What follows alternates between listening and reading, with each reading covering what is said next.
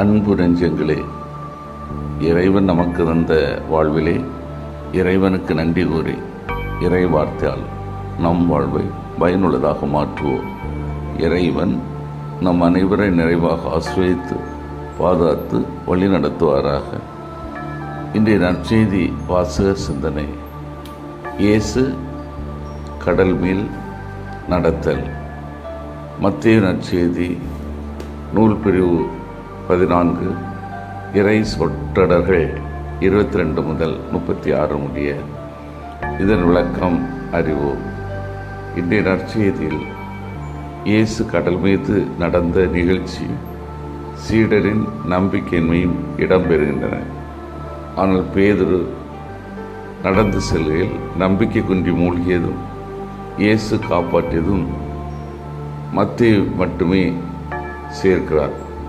காரணம், சீடர்களின் நம்பிக்கையற்ற தன்மையை மாற்றி நம்பிக்கையின் சுடர்களாக மக்கள் நடுவில் சீடர்கள் வாழ்ந்திட இத்தகைய செயல்களை இயேசு செய்கிறார்.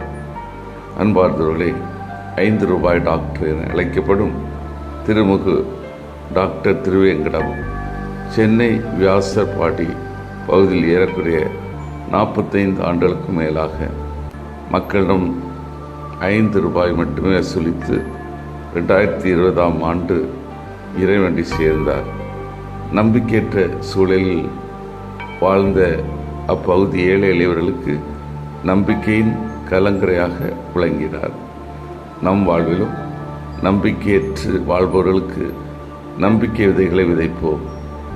ஆரோக்கியமான சமூகத்தை உருவாக்குவோம். வாழ்க்கை என்ற பயணம், இதில் இன்பம் உண்டு, துன்பம் உண்டு, வெற்றி உண்டு, தோல்வி உண்டு. எந்த சூழ்நிலையிலும் நாம் வாழ கற்றுக்கொள்ள வேண்டும். ஒவ்வொரு நாளும் இறை பிரசன்னத்தை உணர்ந்து வாழும்போது பயம் தேவையில்லை, பதட்டம் தேவையில்லை. நமது இறைவன் துன்பத்தில் உதவும் இறைவன். துன்பத்தில் எவ்வாறு பயணிக்க வேண்டும் என்பதை கற்றுத்தருவர். அவருடைய நம்பிக்கை கொண்டு மகிழ்வோடு வாழ்வோம். சிந்தித்து தியானித்து செயல்படுவோம். இயேசுவின் மேல் நான் உறுதியான நம்பிக்கை கொண்டுள்ளேனா? துன்பத்தில் உதவும் மனநிலை என்னிடம் உள்ளதா? இயேசுவின் வல்லமையும் துணிவையும் ஏற்று வாழ்கின்றேனா? மன்றாடுவோமாக.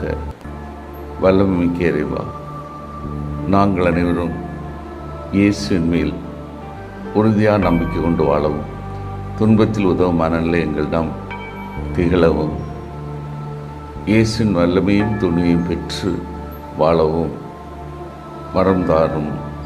ஆமீன்.